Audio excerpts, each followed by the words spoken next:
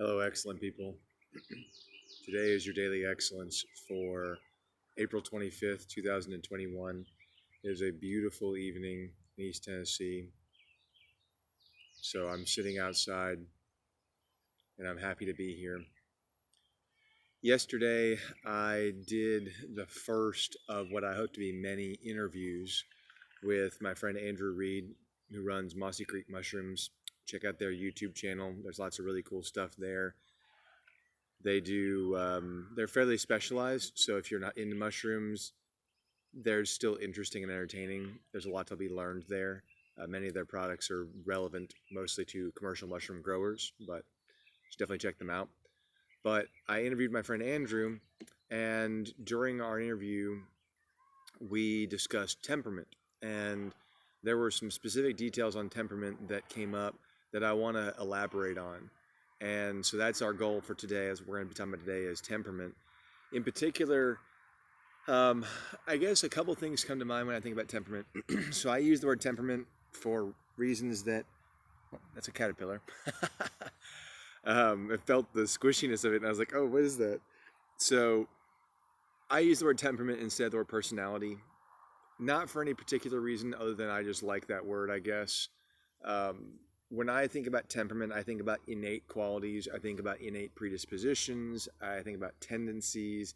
I think about patterns of response. Temperament is absolutely prone to the nature versus nurture question, like many things are.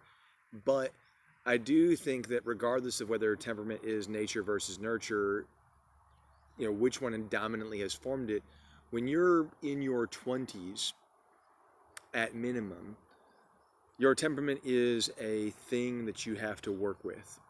It's not something that you can just wish were different.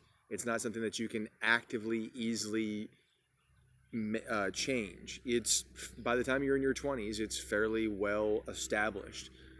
And so I'm reminded often of, I guess there's two ways of thinking about stuff like temperament. You can think of it as a cage that locks you in to a pattern of behavior, or you can think of it as a set of strengths and weaknesses that a self-aware person can use to make good decisions that they know will have sort of like, it basically, like the way I think of it in a positive sense, in contrast to the cage version, which I think is in a negative sense, is if you have sufficient self-awareness to act within the bounds of your temperament, you can lubricate your decision making. And what I mean by that is your decisions can be made in a fashion that will have minimum internal resistance. I think that there's a lot of people who deal with, and myself included, there's a lot of internal resistance to action. You have goals, you have a job to do, you have relationships you have to deal with, all these things. And there's a lot of internal resistance to various actions that we mean to take out in the world. And I think that it can be tough. There's one approach to managing that internal resistance is just to quash it, right? And that works for some people. And that works, in my opinion, that works for a discrete period of time. I don't believe, based on my own experience, that quashing internal resistance works for the long term. Or, let's give you the example of when it does work. It works, but it creates a very narrow, we'll call it a very thin, right? Quashing. You have a very thin person. So that person may be really, really good at that one thing that they have just forced themselves to be good at. But that person has no positive relationships. That person has no hobbies. That person has no creativity. That person lacks so many qualities that I think of as fundamentally and beneficially human. And that's because they've chosen the path of, I'm going to just muscle my way through my internal resistance, and I'm going to suffer the consequences of it.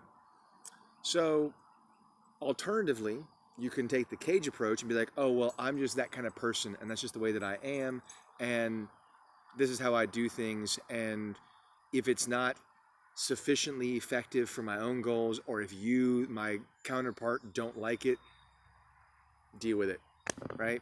And there are people like that, right? We all know people like that. It reminds me of this sort of like, almost in this sort of like tropey kind of way. of like the spirit animal or the elemental affinity kind of stuff. I don't know. In East Tennessee, at least, there's a lot of folks who kind of just, run their mouths about these various like, you're that kind of person. You're a fire person. You're a water person. You're a wolf person or a whatever. And they're not a majority. There's just people out there in the sticks, or you just encounter them out in the world or whatever. And they use these kinds of metaphorical languages to pigeonhole themselves and other people. And on the one hand, it's a useful metaphor. On the other hand, it can be a cage, especially if you use that description as a restrictive mechanism for how you act.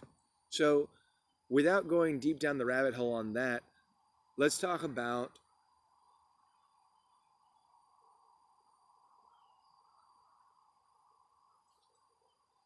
I heard some interesting noises. Sorry.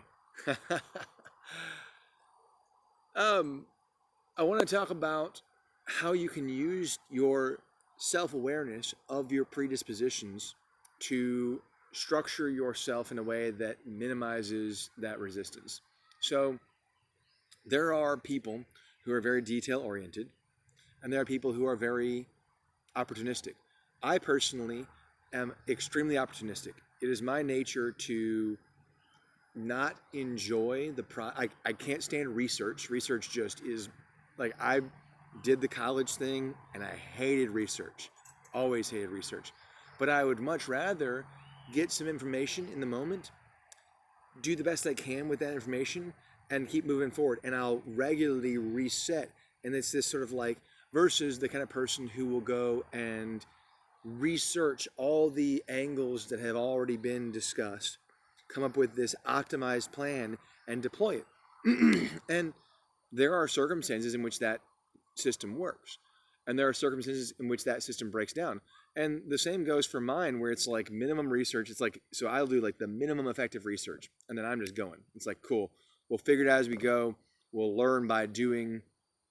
No big deal. Well, there are situations where my approach gets me way in over my head way early because I didn't do enough research to learn about some critical failure points, right? That happen very early, and then the whole enterprise collapses.